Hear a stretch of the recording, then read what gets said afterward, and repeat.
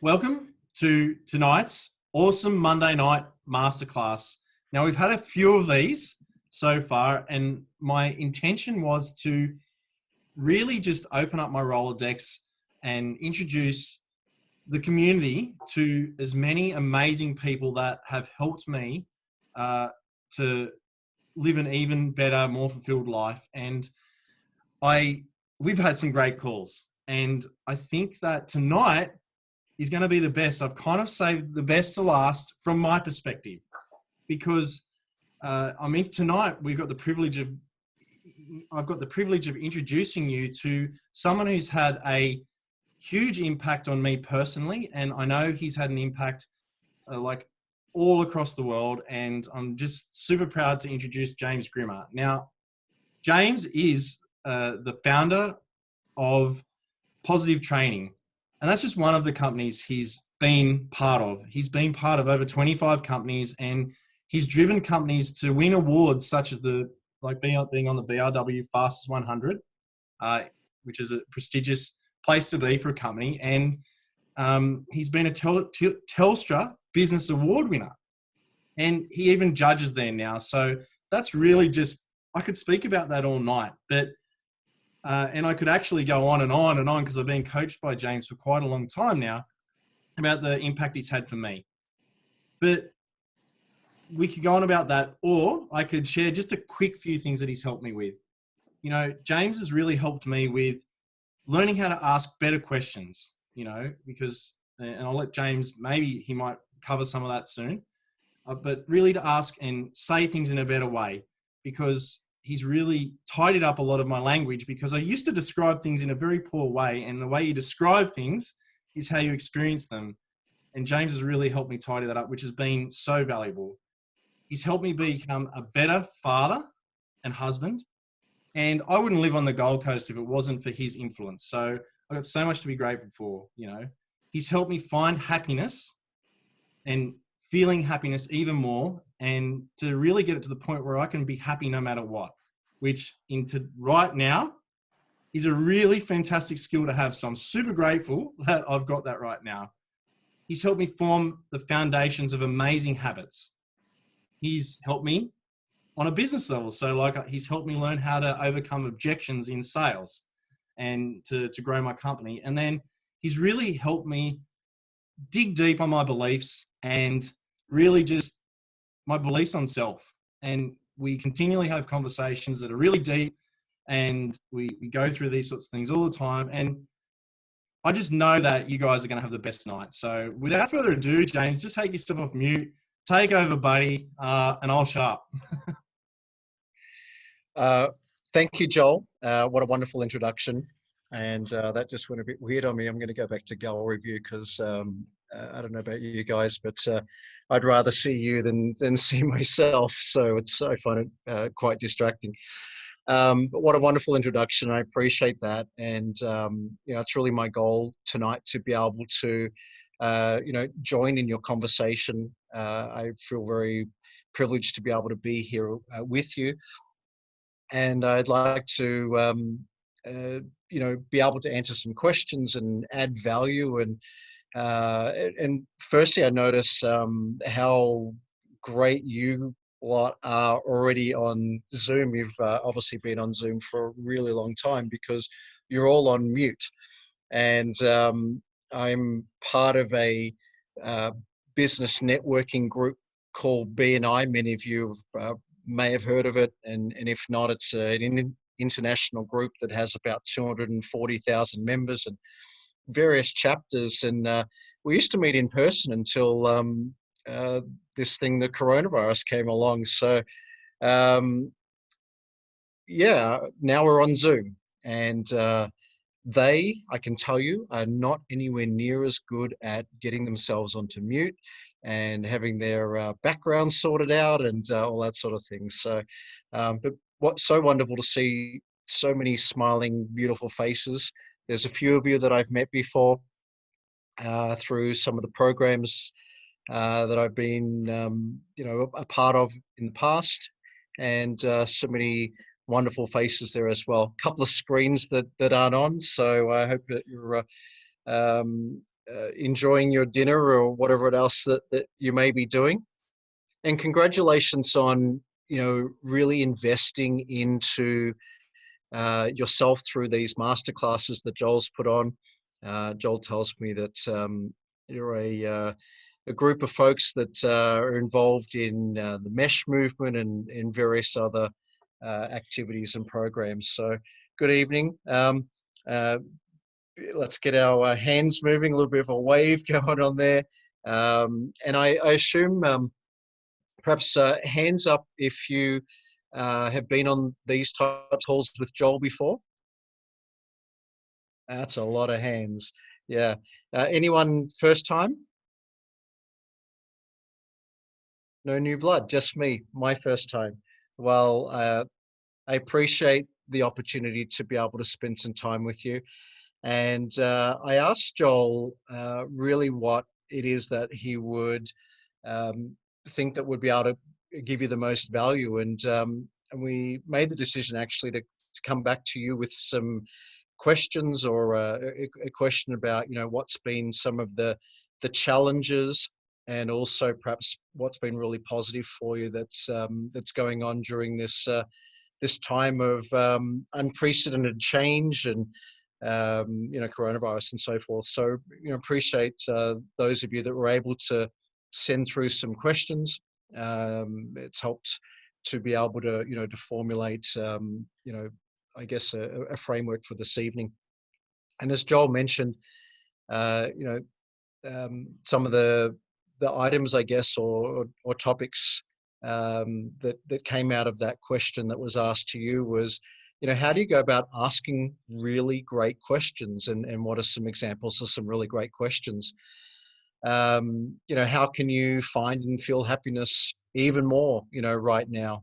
What are the habits and the foundations that perhaps can create that? And from a business sense, my understanding is that most of you are a part of the Juice Plus network or multi-level marketing, or you've got a side hustle. Is that right? A show of hands if you've got a side hustle.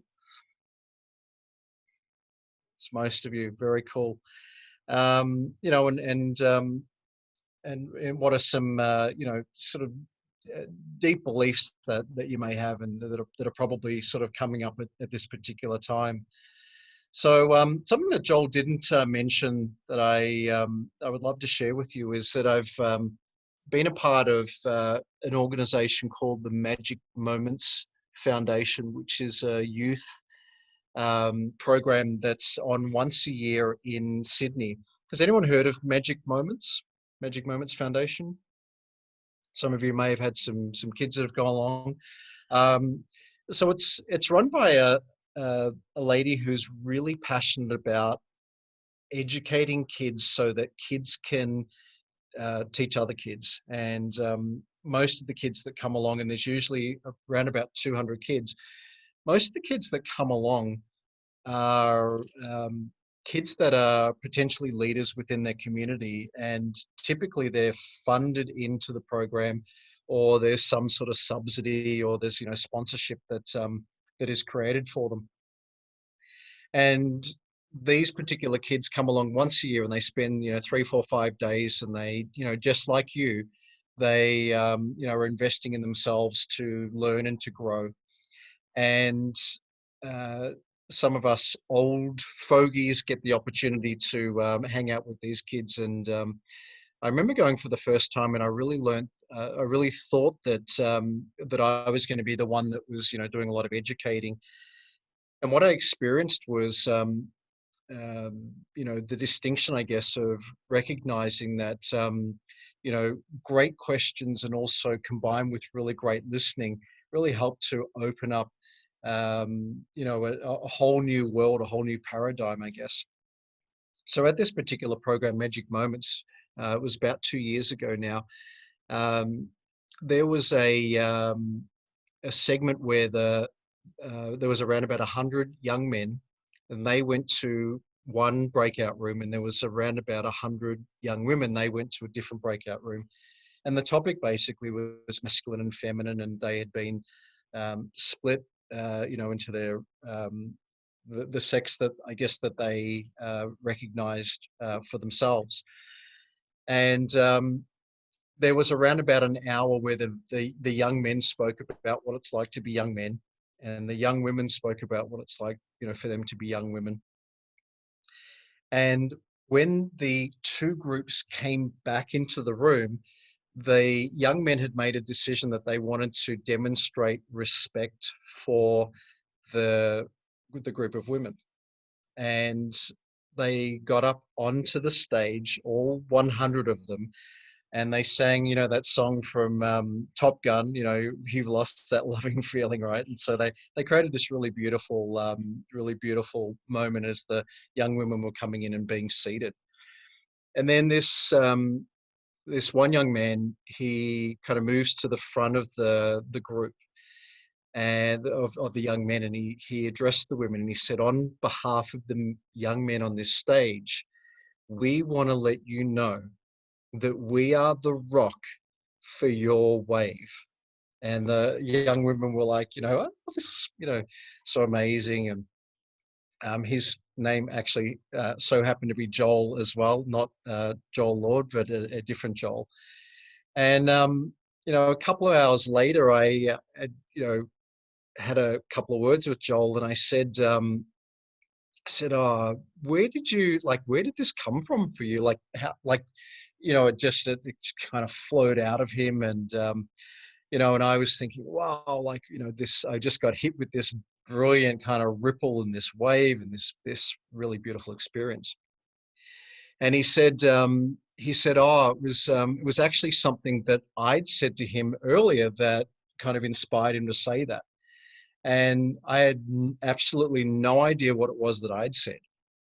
And what I feel that was really remarkable about that moment was that, like, when he was on stage, like, I was moved. I had no idea what I'd said and the impact that I'd created for him, and he had no idea of the impact that he'd created for me.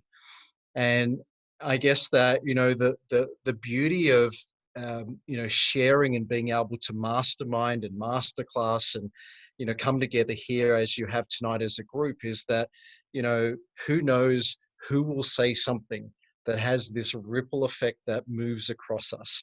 Who knows who will make a comment or raise a question that just has an impact, maybe not just for this evening but for hell or the rest of our lives, right? Or next week or next month, or whatever that may be the case. So welcome. I really appreciate the opportunity to be here. I congratulate you for taking the time to share with each other. And I recognize that, or Joel has led me to believe that the way that you typically run your evenings is to have a couple of questions and have your presenters sort of share some thoughts on those. So uh, what I would encourage right now is just to take a minute with yourself. And if you've got a piece of paper handy, that's great. If you don't, maybe it's your phone. If not, maybe it's just by memory. And just take a moment and pretend that we've got a little bit of background music, just to be thinking about, what is a question that's around, maybe it's a challenge, or maybe it's a comment on something that's been going really, really great for you. Maybe it's a great place to start off with a couple of challenges. So just take 30 seconds just to think about a challenge, something that's going on for you, whether it's personal, professional, something that you're willing to share. And let's get a couple of questions up on the table. What do you think? You have some background music there, Joel? I'm a very bad singer. That's Christine's job. Yes, I heard about your dancing, Christine.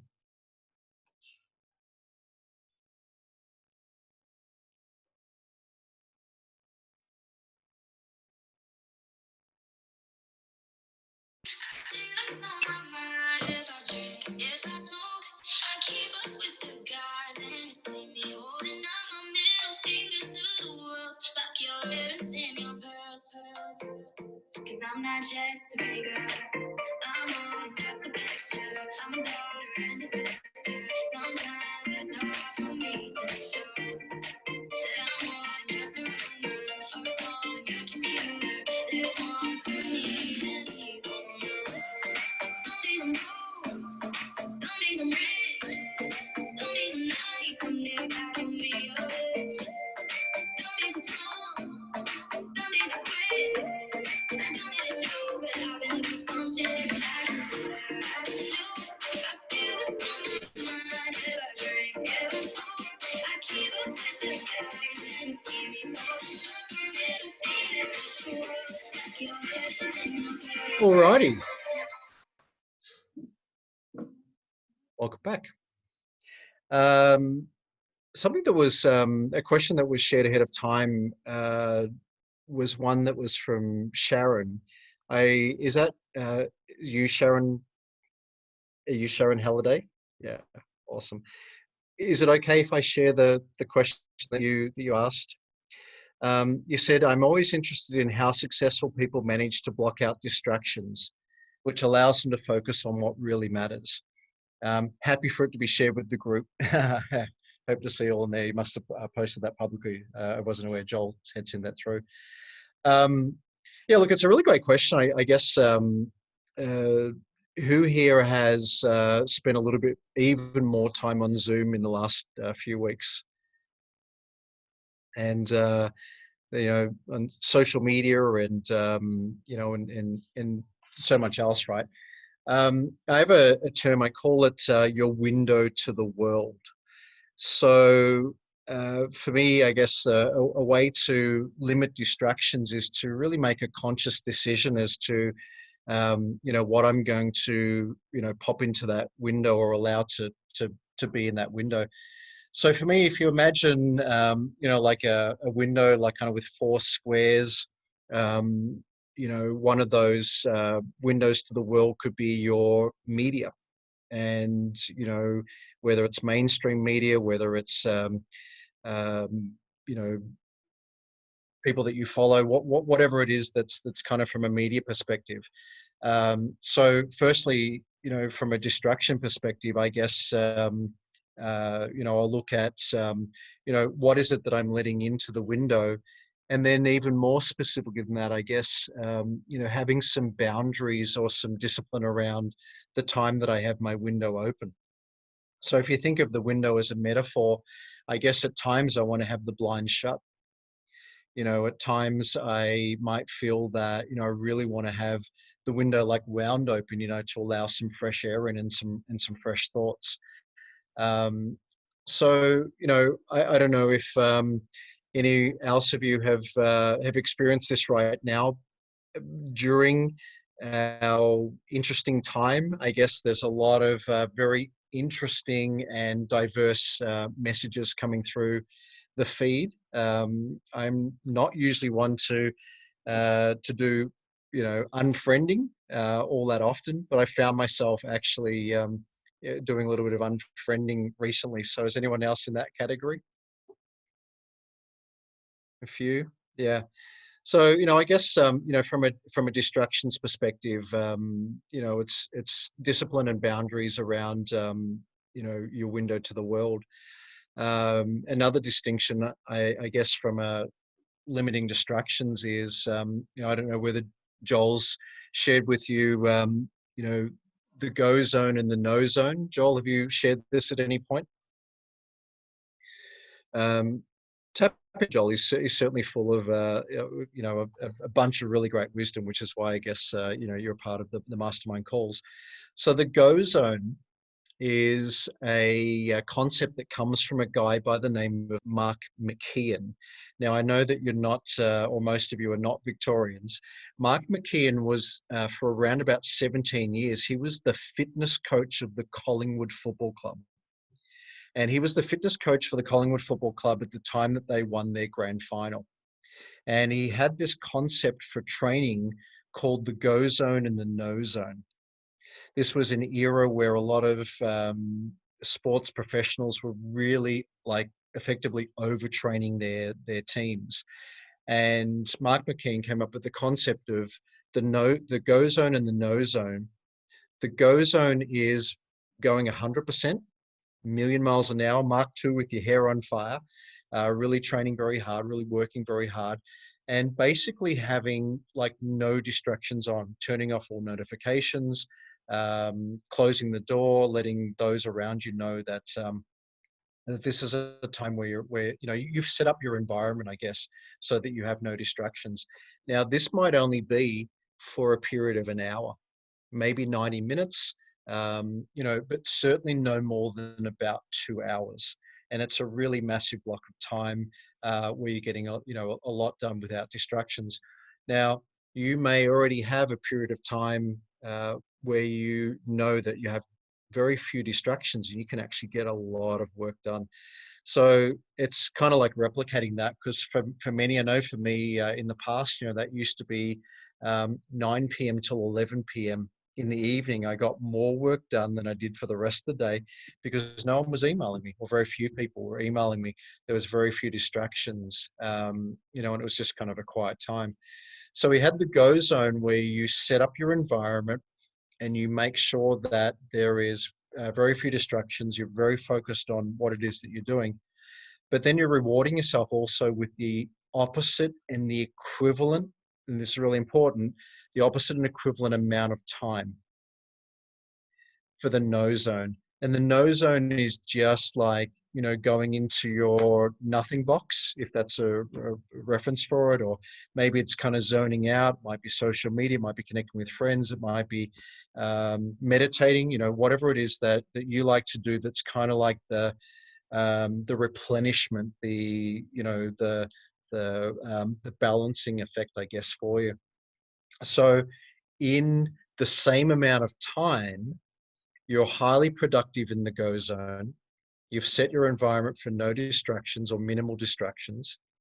And then you've got the equivalent amount of time for recuperation, recovery, R&R, I guess, so that you're ready for the next go zone. And then that's just a matter of determining, how many blocks or chunks of that you might do in a day.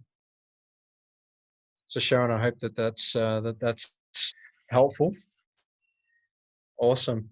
Joel, as these your wonderful peeps, would you like to look down the list and perhaps recommend next question? Sure. Well, I'll just I'll go from the top. How does one price their value? And that's from Sarah. Hi, Sarah. Sarah White. Great.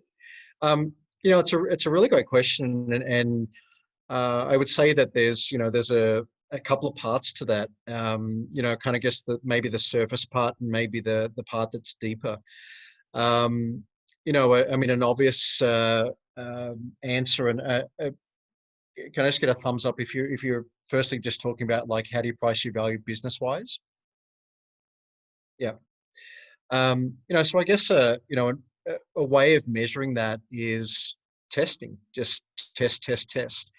And for your product and service, I guess that in the marketplace, you can determine you can do an online search for an equivalent product or service, and let's say that there's something that you're doing that's I'll just make up that it's $100 per hour for the product or service. And if you see that there are similar companies or similar people that are offering something similar to you for a similar amount of money, then that could be a starting point for you. And I think the way to test, the ultimate test, is having a percentage of people who when you get to a point that say no. So for example, if you have 100% of people saying yes, then that would indicate to me that perhaps you're not asking, for the value that you, or for the exchange that you could be getting. If you get 80 or 90% of people saying no, this is, overvalued compared to the marketplace, then that could be a great indicator for you as well. So I would test that. I would look at various parts of your offering you could look at it and ask the question of, are you pitching yourself well? Do you have a, from an image perspective, is there some things that you could do image wise, such as, tidying up, and having a consistent look across all of your media? Is it the copywriting? Are you really addressing the market problem? If you want to, just on a side note, to get the most value from the marketplace is to be able to really address the problem that exists in the marketplace, and then have a very unique offering. And I would recommend that perhaps that you combine 2 or even 3 problems that are in the marketplace, and have a very unique offering that captures that. So I think that would be the surface level. The deeper level could be the beliefs that you have. So many times who has a voice that goes off in their head sometimes that just questions you, and it says, man, are you doing the right thing? Or is there's someone out there that does this better? Or I don't know if I've got the right answer, or if that type of thing, right? So I guess it's checking in with that. I call it the little mind. Checking in with the little mind and seeing what's the little mind saying to you. And I think that it's healthy if the little mind does question, what it is that you're doing, and listen to what the questions are that the little mind is asking you. And if they seem to be, more so negative than positive, then that could be an opportunity for you to really just, to check in and look at the evidence. For example, I know that for myself, sometimes the little mind says, are you really, good enough to be able to do this? And then I'll go back, in the past, and I'll think, well, what have I done? How have I been that perhaps represents that for me? So I'll look at the evidence, and I'll kind of build the foundation, kind of like building a house, right? You want to get a really nice solid slab before you start building the walls and the windows and the roof, so that it doesn't, kind of come, crashing around in our minds sometimes, right? So it's really building a very solid foundation of belief, and testimonials, checking in with the clients that you really help is probably a really great way as well, just to give you that reinforcement. I think that there's no better way to demonstrate to yourself the value that you offer than checking in with someone that you've helped, maybe that you haven't even realized that you've helped, and they can tell you, what it is specifically that you did. And then, that's like a reinforcement for you. Beliefs are very much like a tabletop, and a table has, legs underneath, and the more legs that you put underneath the table, like, the more legs that you put under there as references for those beliefs, the stronger that belief is going to be for you. So, do it over and over and over, and condition it, and go back and find those references. And then that way, when the little mind shows up, you can just say, screw you, little mind, I've got my table, I've got my beliefs, I've got all these, hundreds of legs underneath. And even if you kick out one of those legs, it's still a really solid table. Fantastic. What a fantastic answer. Thank you so much, James. So like one of Bronwyn's just stated there, that a massive challenge in life and business is to trust the process. So the question would be, how do we trust the process? Hi, Bronwyn. It's a wonderful question. And, firstly, I think that a lot of that is very individual. You each have various, beliefs, and, for what that may be.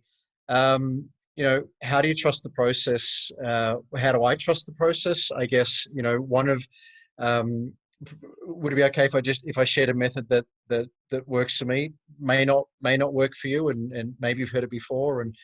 And when I guess this can show up for me when I'm feeling some doubt, and I'm thinking, or maybe I'm feeling overwhelmed. And maybe, you can have some doubt and you can feel overwhelmed at times too. Right now we've been focused on this, microorganism, right? That's really, causing some significant change in our lives. And for me, the how I help to get back perspective and step into trust is I think about, the universe. And I mean, I think about, the fact that we're on the earth and that we're actually that the universe is growing at a growing rate. Well, certainly, if you believe science anyway, growing at a growing rate. And we're traveling out, at 100,000 kilometers, I think it is roughly, per hour, out into space. Even though we're rotating around our sun, like our entire solar system is moving along. And if you think about it for a moment, for at least half of our day, we're actually standing upside down. I haven't got something round, so I'm just going to do this, right? So if this is our Earth, like we're often standing, for half of our time, like upside down, just with, kind of sheer nothingness down there. And I guess that, in that moment, I guess, for me, I just kind of trust that there's these forces out there that, some of them we can see, some of them that we know, like gravity, right? But there's so many other forces that we're not aware of. There's dimensions that we may not, experience in our lifetime. There's a whole lot that's kind of holding us together. And in times of doubt and times of overwhelm, I guess I just step back into that moment and think, wow, look, although I and you are the center of your own universe, we're also very, and that makes us extremely significant. And as well, we're also very insignificant as part of the overall scheme. And so that helps me just to be able to step into trust and just kind of really feel that, I can feel the ground underneath me. At the same time, I'm flying into space at 100,000 kilometers an hour. So that helps me to trust that that whatever's going on is kind of out of my hands. And at the same time, I trust that that there's a solid footing underneath me, and that it's all going to be okay. What other choice do we have sometimes, right? Amazing. This really is a masterclass. I never felt that coming, James. That's an amazing answer. Like, thank you. So what was the defining moment or the start of the ripple effect for you, and why? Who is that from? Is there a greater context? That was from Kylie Foster, I think. So Kylie, you can just take yourself off mute and clarify that if you like. Yeah, so what I meant was, what was the moment for you that you went, right, this is it, I'm grabbing it with both hands, I'm running with it, and nothing's going to stop me? In a business sense? Yeah. It's interestingly enough, for me, I suppose that the first time that I felt that way, I was an 18-year-old kid, and I had just gotten my driver's license. And, that's a long time ago. And, I thought, wow, what do you do when you get your driver's license? I had a couple of things that I really needed at the time. I needed some money, and I loved driving. So I thought, you know what, I'm going to apply at my local pizza store, and I'm going to be a pizza delivery driver. And I had the very noble profession for a period of time. It seems to have come back into fashion right now, doing lots of delivery. And the particular pizza store that I worked at had this reputation of being the place that you don't work out. Like they just had this really bad reputation. And the reason that I chose to work there was because it was very convenient to me, and they were willing to give me a job. And after a couple of weeks, it was part of a franchise chain. The franchisee was removed, and the franchisor of the chain, who was a person who at the time was running about 70 stores. The chain name is Pinky's Pizza Ribs on the Run, which may or may not exist anymore. This was a long time ago. I'm not going to tell you how many years, so you can't calculate my age, unless Joel's already told you. And the franchisor came in, and Carly, the franchisor was this success, but by society's definition, a successful business person that just kind of really didn't take no for an answer. And this particular pizza store was turning over in a week around about $2,000 in sales. Okay, this is in the early 1990s, and even then, that was not very much money for a pizza store. And what I witnessed was that his name's Milan. Milan came in, and he took the bull by the horns, and he just said, you know what, I'm going to turn this store into one of Australia's busiest pizza stores. And us as the staff just kind of, this was probably the face. It was like, really, like, sure, that sounds great. And at least we're going to have jobs.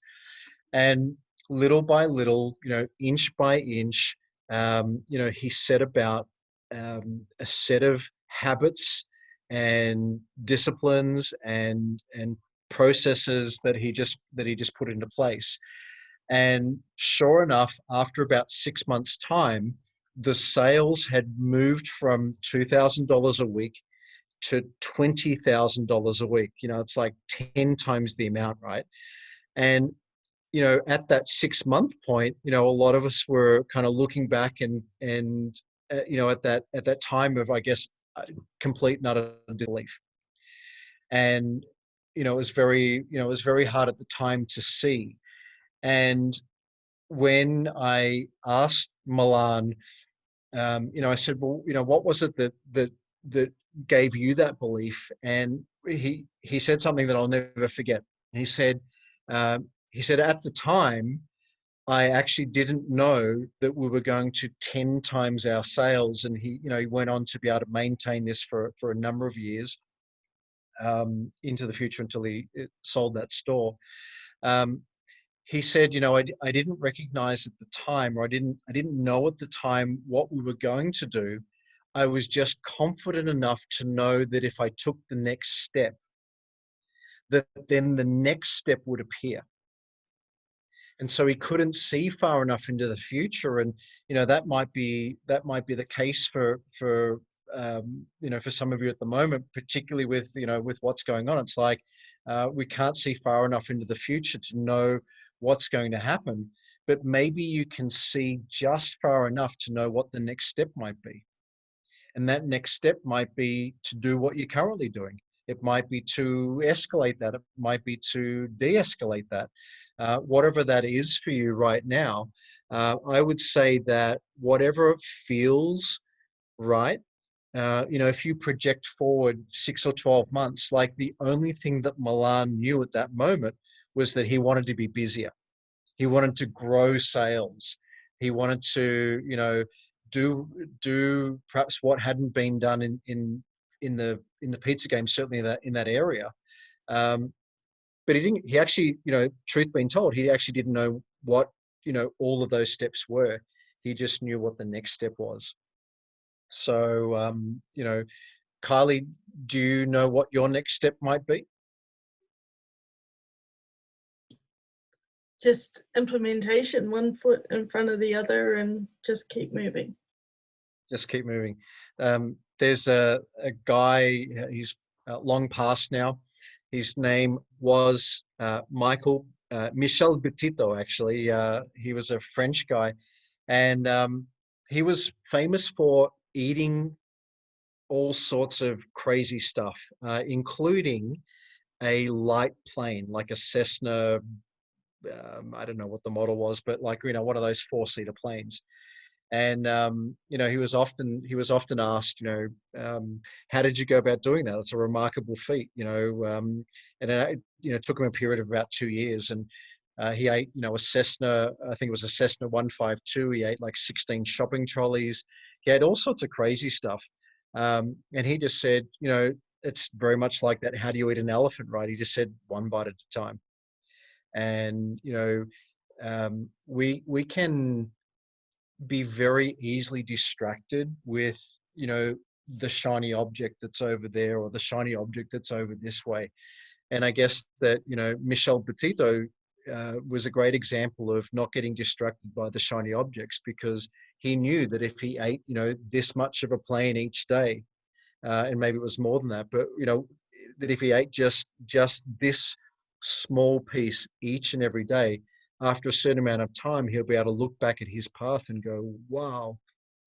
Joel, are we allowed to swear on this call? Yeah. Christine does it all the time, Great. Because it just felt like, really to emphasize the point, right? Like, he looked back and he just said, like, holy shit, look how far I've come, in 2 years. Like, I've eaten an aeroplane, and, and 20, 30 years later, here I am, talking about, that feat. So I guess, Kylie, if you just eat a little bit of an airplane every day, if you, metaphorically, like, whatever it is that you're doing, if it's, if it's 6 calls a day, if it's, reaching out and increasing your sphere of influence, your circle, whatever it is, like as an example, what is a really great habit that you do on a daily basis that's kind of like one bite at a time? There's probably lots of things, just in day-to-day life, you mean, or in business? Well, I guess relevant to the question that you asked, something that's specific for you. Oh, I guess every day without fail, I get up, I check on my team, I make sure that questions are answered. If I've got new messages, I get back to them. Great. So I would dare say that if you continue to do that on a daily basis, and that you form that as a habit, and that's a habit and a ritual that you do on a daily basis, and you include asking really great questions of your team, that you'll be able to move forward. So I hope that that's been able to answer that question that you asked. Do you feel that way? Yep, definitely. Thank you. Awesome. Fantastic. Next question's from Yasmin. When you are facing a fork in the road of your life path, and it's to take a leap into something uncertain or go back to traditional safety, how do you jump into / navigate that? Hope that makes sense. Wow, that's a beautiful one. Well, hi, Yasmin. And who else has ever faced that question that Yasmin just asked? Yeah. Look, a couple of answers. One, I guess, is, a very simple answer is, I like to think of, if I'm sitting at a pub, this is kind of like the sitting at the pub question, and I'm sharing the story of the two different paths. I like to think that I've chosen the path that's a far more interesting story. Because at some point in time, we all end up in our, in old age, right? Looking back and kind of wondering, what did we do? And, there's a lot of quotes that sort of talk about, it's the things that you didn't do that you regret more. So, maybe it's the pub test, or sometimes it's called the rocking chair test, where you look back and you think, well, which way would I have gone on that? As a practical and pragmatic answer, I guess that, the metaphor of the two paths, or the actual, maybe you are facing, two very specific paths. How that you can help to solve that could be looking ahead at, just asking what's the outcome that you really want. And if you know the outcome, then you can reverse engineer back to the fork in the road. And the fork in the road, then you can look at it, you can say, well, which of those two directions is more likely to get me there? And sometimes you only have the information that you have in the moment, and you just got to back yourself and kind of go in one direction. Otherwise you can be stuck at that intersection for a really long time. And that probably sucks more than going the wrong way. Anytime you go the wrong way down a path, now you know that it's the wrong way, whereas previously you didn't. And it helps to get you closer to, what's the right way for you. And if there wasn't a good, bad, right or wrong, maybe you can go a little bit down, maybe it's possible to go down each of those paths for a little bit and come back to the crossroad. Like, I kind of imagine, sitting in a car at a crossroad or a fork where you can't quite see what's down those roads. And sometimes you just got to nudge your car forward a little bit and just kind of, really kind of just have a quick look, kind of what's down there, or, can I have a look down another way, or, maybe that can give you the answer. Or in addition to that, maybe there's a third fork or third prong that you haven't considered. I don't know whether you've heard this before, that, one decision's not really a decision at all. Two choices is a dilemma. And sometimes you need to, discover what's the third one. If you asked yourself, is there actually a third choice here? Is there a way that I could combine the two choices? Is it maybe a fourth or a fifth choice? Is there someone in my network that I haven't asked? Is the universe telling me something that I'm not taking notice of? I had a business coach many, many years ago. He's a guy by the name of Tom Schaff, really, really brilliant man, very gifted man. And he, for a long time, ran a marketing company. He's American, and he was one of his original clients was the first 100 McDonald's store. And he grew up in Chicago and was in proximity to that. He also had, for a period of time, the KFC global contract. And KFC came to him and they wanted him to come up with the name for, for their wrap. And you know what the name of it is, right? It obviously eventually became the Twister. And how he came up with the name was he had this method of having the question in his mind: what's the name? What's the name? What's the name of, this product or service, or what's the answer to, what I'm looking for? And the other part of what he did at that time was that he would put on a movie, random movie. Maybe it was a movie that he loved. Maybe it was a movie that he'd seen over and over. Maybe it was just a completely, random movie. But he would sit on his couch and he would watch the movie from the start till the end. He'd be really present with the movie and engage with the movie, but he'd have the question in the back of his mind. And in this case, he was asking, what's the name of this, if you notice my hand, what's the name of this wrap, right?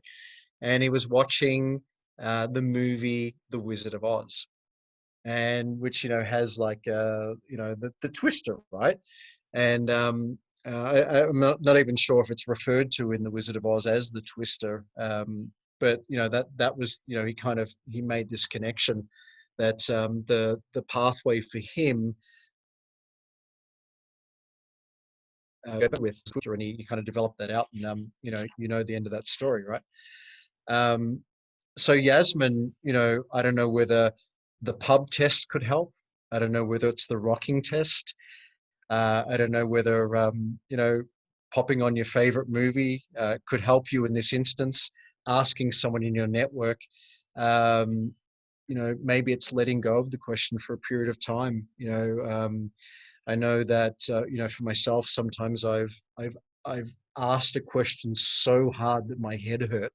That's all I could think of, and I was stuck in the dilemma. So maybe the alternative is, what's a third choice? What's a fourth choice? What's a fifth choice? For you in that instance. Brilliant. And I saw that Yasmin loved that answer. So thank you, James. Right. So this one is a little bit of a statement, but we can get the question out. So like Paul, who's lost over 45 kilos since November last year. So big shout out to Paul. And, Hey, Paul. you know, Good he's job. done well. Yeah. So he's got a fear of picking up the phone, mental block. He's lost his confidence, shyness, fear of getting things wrong, fear of taking on a lifestyle business and not making enough money out of it. So he just wants to, like, yeah, get some clarity around that. And how would you overcome that? How would you unpack that? Well, firstly, Paul, congratulations. 45 kilos is a remarkable feat to release. I'm pretty sure that I've gained a little bit of that just through isolation and Easter and chocolate. So, my gut instinct would be to encourage you, Paul, just by saying the amount of determination and effort that and discipline that you've invested into yourself by taking off that weight would suggest to me that you have a remarkable amount of strength within you, and that it's it's in you.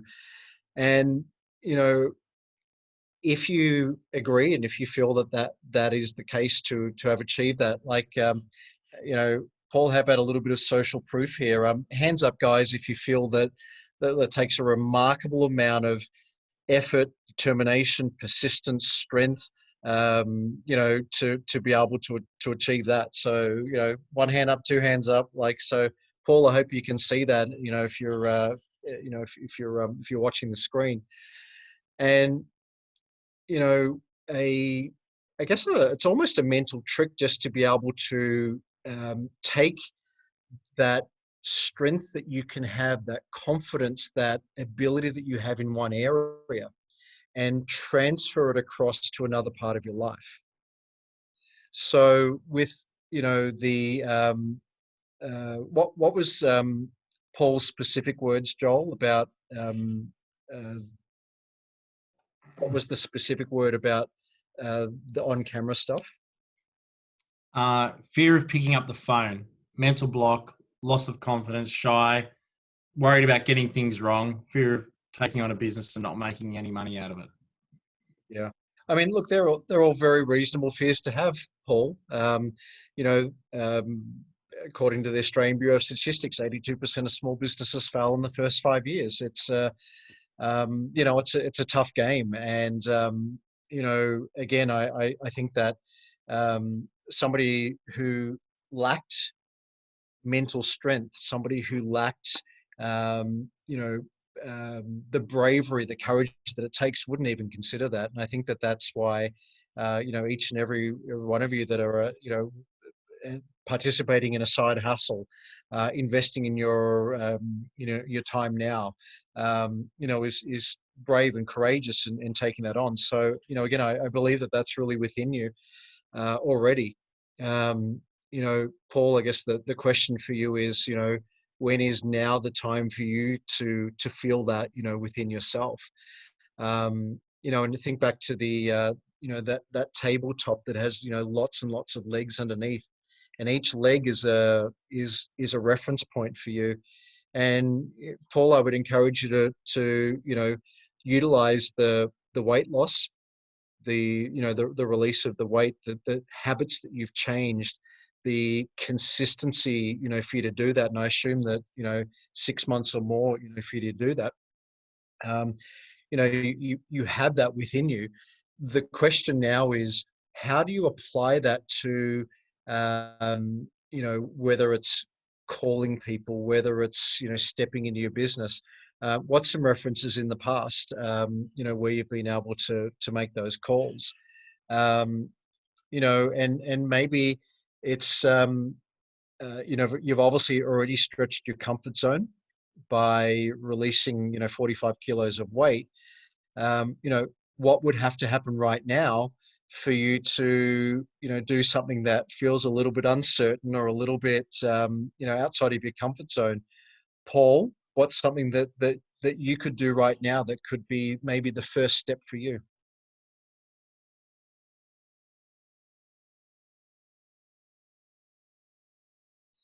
And if now doesn't feel like the right time, then maybe at some point in the near future, with a smaller audience. I remember, um, uh, you know, you wouldn't believe this, Paul, that um even as recent as maybe 10 years ago, there is no way that I would have agreed to doing a call like this, because I would have had, my mind would have been so full of like, what if I get it wrong and I don't know what to say? And, I'm probably having some of that, on this call right now, right? Um, but what I found was, and this was a tip that was given to me, it was that firstly, no question is a stupid question. And that, that each time that you have an audience, and sometimes that audience is just yourself, sometimes the audience is one other person, and sometimes it's 3, 5, 10, 50, 5,000. um, you know um, that if you can, um, just get in the practice of just like actually just asking a stupid question, it gives you the opportunity to get a sense of what does that feel like. And I don't mean what does it feel like to ask a stupid question, but if there was no stupid questions, what does it feel like to unmute? What does it feel like to to have the audio feedback from your own computer or device? What does it feel like to like maybe an hour afterwards, when you've asked that question, you go like, wow, I can't even believe that I asked that question. I don't know whether Joel had mentioned, some of you who know my background, you might know that from time to time, I work at a Tony Robbins event. Anyone on the call been to Tony Robbins events? Some. Anyone on the call at some point in time when we are allowed to go to events again would consider going to a Tony Robbins event, or like, yeah, a few. For me, it was about 3 years ago, Paul, that I was at a Tony Robbins event in New York, and it was in a stadium that is that houses around about 20,000 people, and because of the stage and the staged off area, they had 15,000 people in this particular stadium.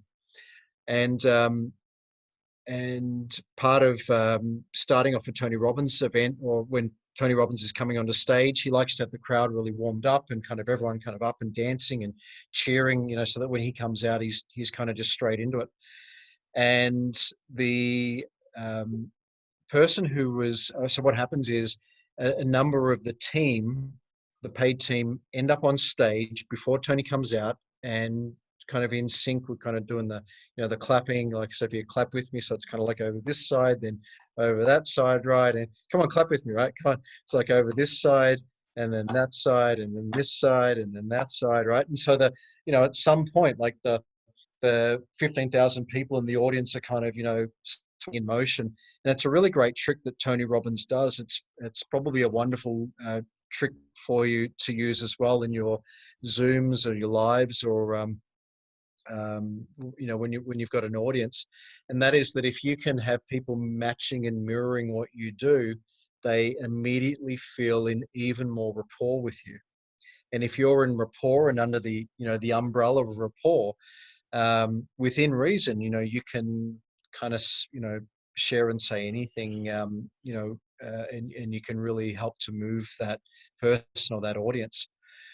So there's a person who kind of leads the audience, and then there's about 20 people on stage kind of behind that person, and they call it the lead dancer. And it just so happened that the lead dancer didn't turn up for this particular moment, and the person who was organizing just said, you, and they pointed straight to me and said, you're leading the dancing. And like I'm like a frog in a blender. Like I'm kind of all over the place, right? And it's a 3-song set. And there was a moment where I wanted to run, and I wanted to, go back to that time where there's no way I would have put my hand up for anything. I would have just, cowered in a corner. And I said, you know what, screw it. Enough's enough. I've been picked. Here's the moment. I'm just going to get up there. You know what? No one's going to remember it. That's what I was saying to myself. No one's going to remember it. No one will even, care. How bad could this be, right?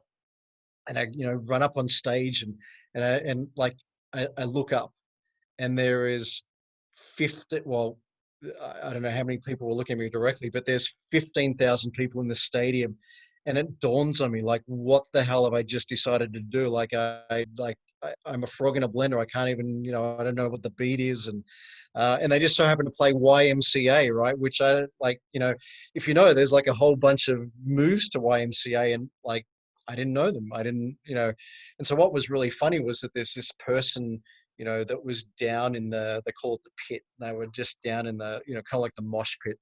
And this person's like just one person. There's just one person that out of all these 15,000 people, I just kind of noticed. And, he was just going like, it's like, I mean, I obviously know the YMCA part, but he's going like, and then you do this, and then it's kind of like that. And he was kind of indicating that he was gonna lead me on that. And cutting long story short, what is it, about 10 minutes later, 3 songs later, there's YMCA and 2 other songs. And I remember looking up, and I remember just like, it was an out of body experience. Like, it was kind of like I was looking back at myself, like I was moving like, John Travolta, right? Like it was just out of my body. And I really just got into this state. It was really, really cool. And, well, that's what I thought anyway. That's how I thought I was moving. But Paul, I guess one of the points that I want to share with you is that, sometimes it's just, yeah, I don't have the footage, Christine. I've got a still photo. Sometimes it's just, picking up the phone, and maybe it's just hanging it back up again. And maybe it's, picking up the phone and letting it kind of ring once and then hanging it back up again. But, it's just progressing just a little bit to the point where, where you hear someone's voice and you just say, you know what, screw it, I'm going for it.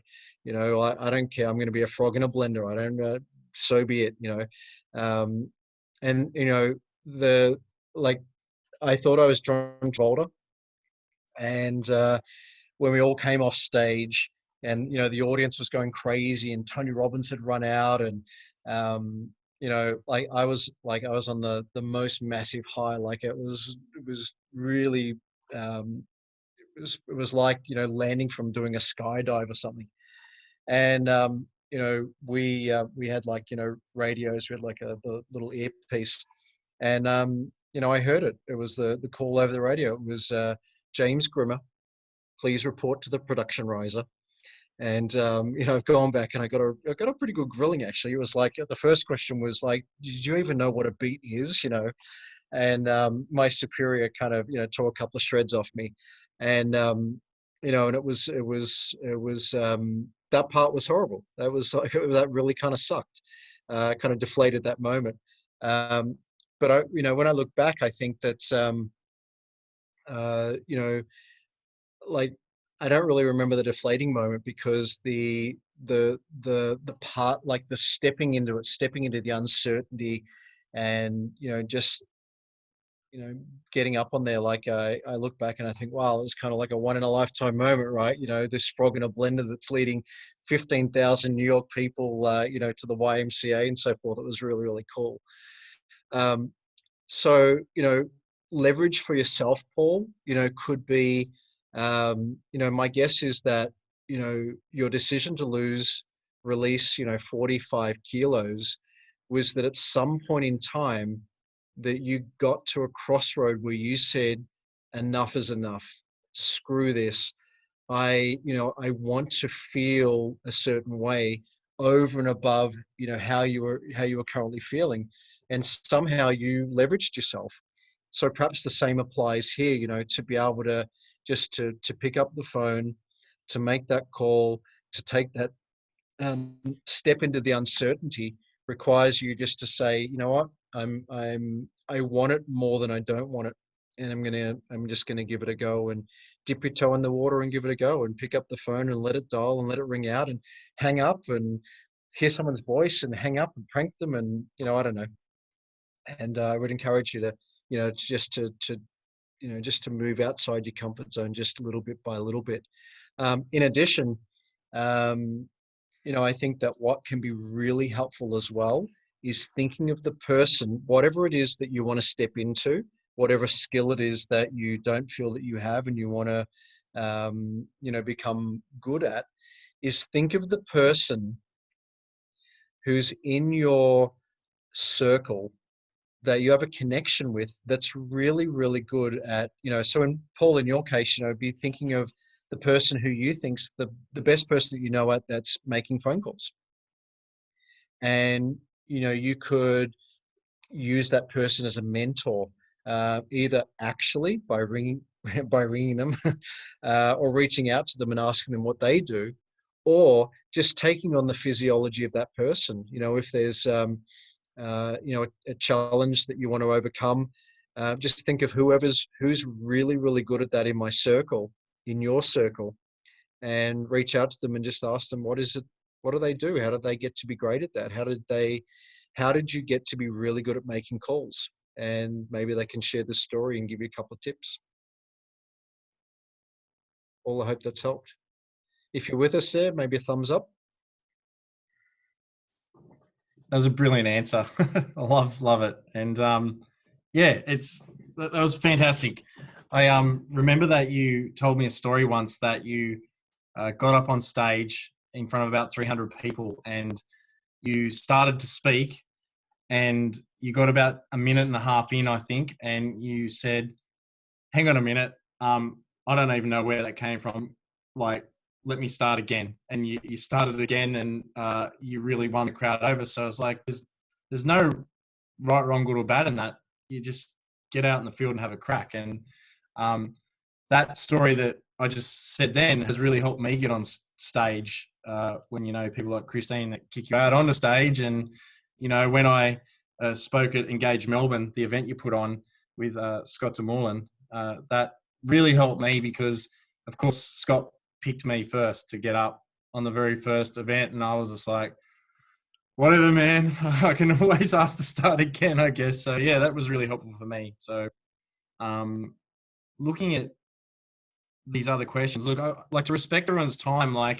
Are we okay to answer some more questions, or? Look, I'm certainly okay. And I mean, I guess, I think your forecast that we'd be about an hour. So, look, I won't be offended if anyone on the call has, prior commitments or things to do, or you're zoomed out, or, whatever it may be. I'm certainly happy to continue, and I won't be offended if anyone was to go. It's your gig, Joel. Do you want to do a few more? Yeah. So put a 1 if you want to keep going. Put a 1 in the chat if you want to keep going. Come on, guys. All right. That's it. It's unanimous. It's all good. Going to get 22. What numbers if you don't want to keep going? Hey, listen. I've got very good at calls, all right? Doesn't matter. Yeah. Well, see you, Yasmin, and I see there that she's jumping off, and we'll listen to the recording. And if anyone else needs to go, I certainly won't be offended in any way, and I respect and appreciate your time immensely. And I know it's evening time, and it's 8:42 and that sort of thing. So, but so maybe see to anyone that needs to get going. Joel, what you just mentioned there, with the the time that I was speaking, and got about a minute and a half in, and then kind of stopped. See, Sharon, what it was that happened for me was that I remembered that really the number one thing to do, let me use better language than that. The number one outcome when you're speaking is to be able to impact on how someone feels. Now, if you're in sales, you're probably wanting to impact them to make a purchasing decision, you know, for your product or service. If you're, you know, having a call with a friend, it might be to, you know, impact the way that they feel in that moment. It might be to cheer them up. It might be whatever that may be. So, you know, I'd gotten about a minute and a half in, and I recognized that that I hadn't even really tapped into my own feelings. I wasn't really present with the folks that I was speaking to. I was just kind of following what I thought was a creative script that was, you know, which was what that particular audience had wanted. That's what I thought anyway. And so the reason that I kind of stopped and restarted, and what I actually said to the group, which later you know, they gave the feedback that they really, you know, changed the way that they felt, was that I just kind of stopped for a moment and, you know, just got really present with my own, like, myself, where I was. And I recognized that the only reason that I was speaking was to be able to impart to the audience some value for them. And it wasn't about me at all. And it wasn't about, you know, how I felt. And that has been able to help me to shift from, you know, feeling awkward or unconscious, or unconscious, like, or unconscious of the audience, but, you know, feeling awkward and feeling like, oh, you know, crap, what if I say something that, you know, truth of the matter is, you know, as beautiful as you all are, you know, the very, very little, if any, of our conversation tonight will probably be remembered.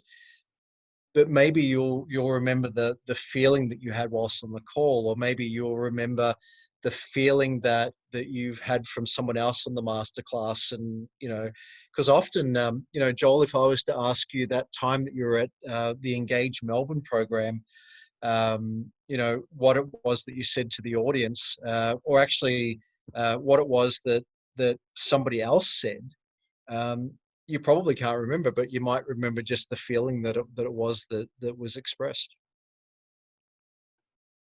Yeah, 100%. I can remember some visions of it. I can remember how, people made me feel, and, you know, how Scott made me feel. And the fact that I remember what Scott says is because I've looked at the manual that I got at that event like about 10,000 times since. But yeah, without that manual and repetition after that, I wouldn't remember what he said really. Even though I know that it was very impactful and very wise advice and teaching. So yeah, 100%. Yeah, but I do remember how it made me feel. Yeah, he's a great Scott DeMolin is a really great communicator and expert speaker trainer. And so maybe you can in the future share with your audience. I know that Scott's given you permission to, you know, to share some of his content with credit, and share some of the insights. You know, but certainly I know first and foremost, one of the main things that he shares is that your role as a presenter, your role as a persuader, your role as a speaker, your role as a, you know, Facebook Live, whatever it may be, is to be able to affect your audience in a way that makes them, you know, creates a feeling for them. And that feeling might be to follow you. That feeling might be to purchase your product or service. That feeling might be to believe that you're you know, a credible authority in that particular space. You know, it's why your background's important. It's why what you wear is important. It's why you know, how you start a conversation is important. Fantastic. And that's super gold there. So a question from Christine is, she'd like to overcome the challenge of raising leaders so she can pass the baton off to, you know, raise the next batch of leaders. Christine, what's the specific challenge? Is it that you have them and it's a delegation issue, or is it that you're having trouble finding them, or what's the specific challenge for you? It could be a bit of both, actually. I mean, I see so much potential in people, that I do delegate and I give them the opportunity, I suppose, to rise, but the engagement, the participation, I don't know if it's maybe they don't understand what it takes or the level of work ethic that it takes to be that next level of leadership. Like I kind of teach people there's, 3 to 4 different levels of leadership. You've got to lead yourself first. That's first and foremost, and then, the second one is to be able to lead other people, then lead a community, then obviously lead the world. So, I don't know. It's just getting people to lead themselves. Yeah. Of course, there's the 5th level, which is leading the entire universe. Yes, exactly. Yes. That's when you're really tapped in. Yeah.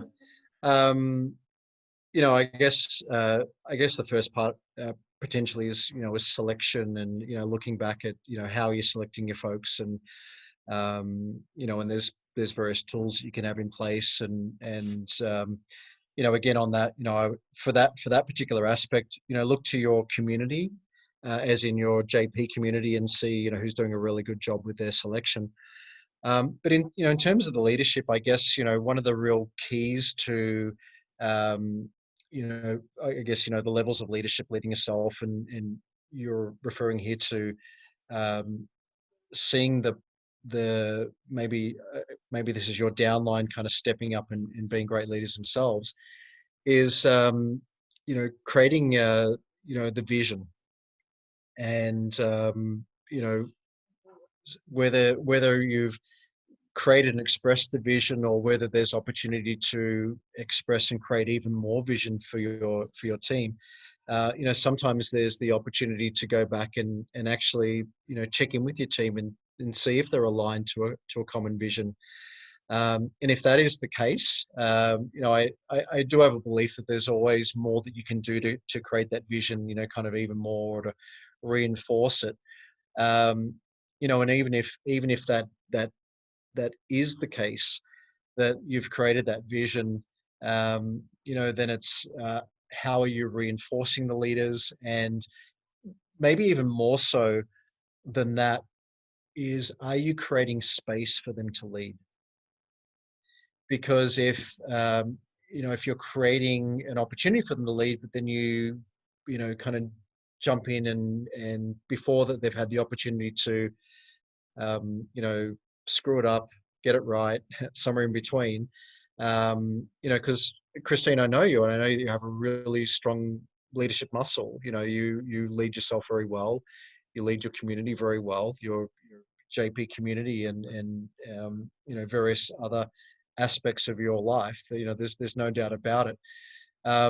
So I would wonder if if you're creating enough space and creating a safe enough space for your upcoming leaders to be able to step in. You have really big shoes that they've got to fill, right?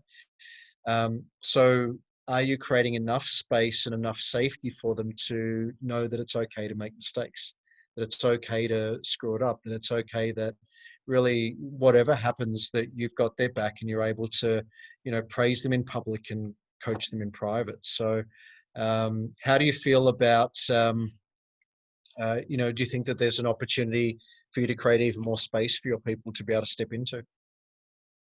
Yes, absolutely.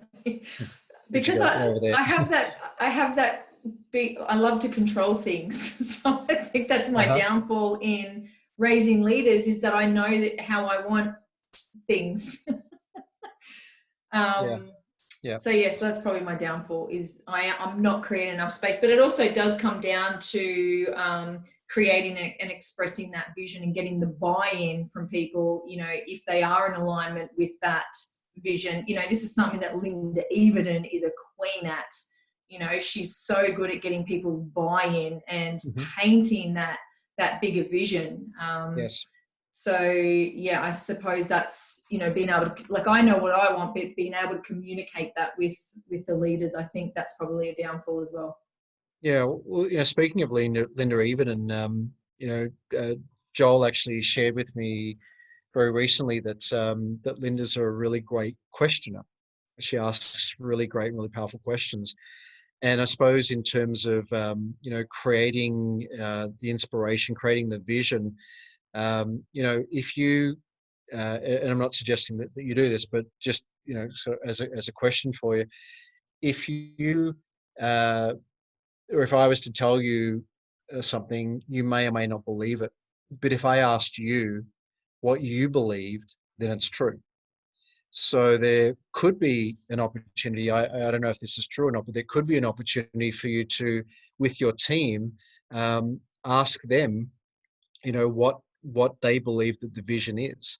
Are you you guys familiar with Tony Hsieh, the owner of Zappos? Zappos, the shoe store in Las Vegas.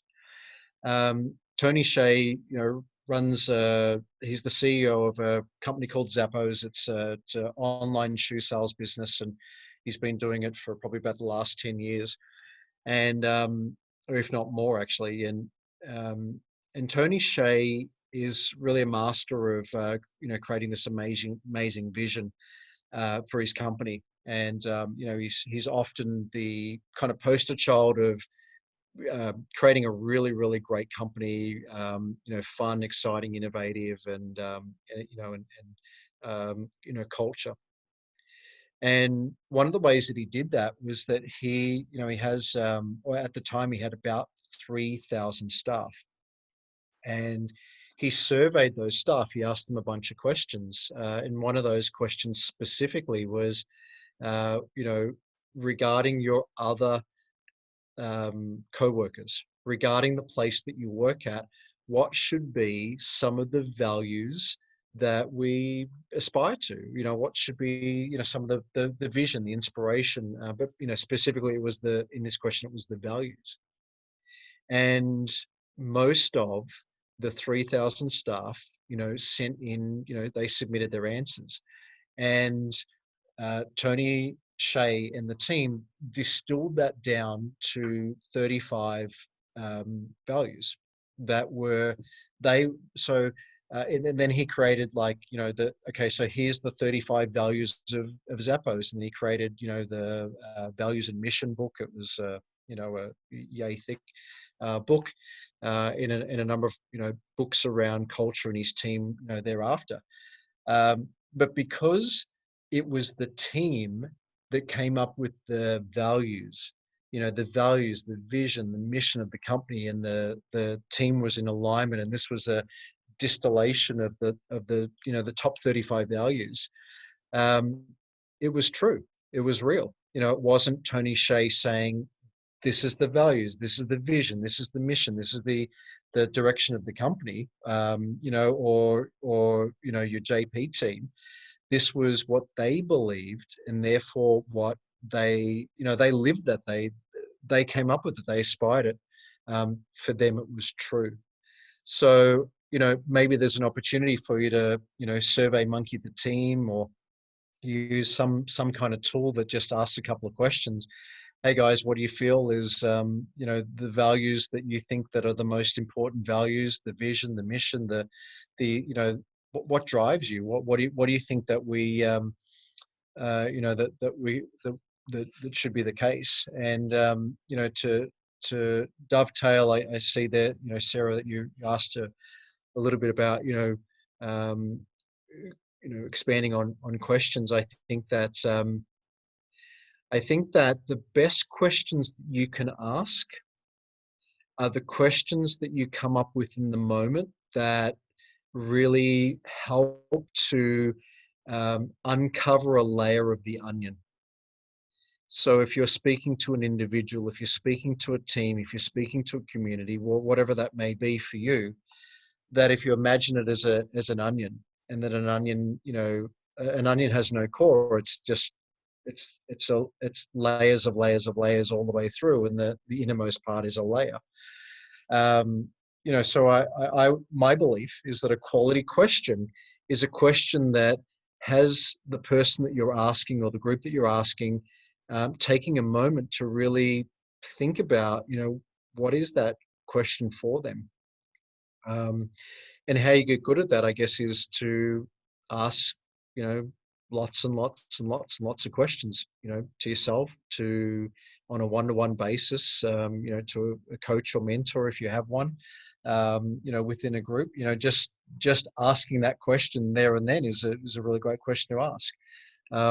So I would pose it back with the question, what are questions that you can ask that really get someone thinking, kind of outside their box. So, to close it off for you, great question, Sarah, and to close it off for you, Christine, perhaps there's an opportunity for you to go back to your team and rather than, and no matter how elegantly you tell someone something, you've still told them. But if you ask it and they answer it and you align with them, then it's true. It's their truth. So. Thank you, James. Thank you. Thanks, James. So I see that Paul's heading off there. Do you want to wrap? Do you want to do one more? What would I only have one more question, James. Okay. There were more questions, but we got to maybe invite you back another time and get you on, and we can continue. But I'd be thrilled. fantastic. You heard it. It's recorded. He's said he's coming back, so that's great. James, if there was a billboard, if you owned a billboard and the entire world could see it, what would be your message to the world? That's Great question. Really great question. Great question. I would probably put on there T. Harv Eker's statement, which is how you do anything is how you do everything. And, I guess closing the loop on some of the points that we discussed tonight, habits and questions and how do you step out of your comfort zone and how do you,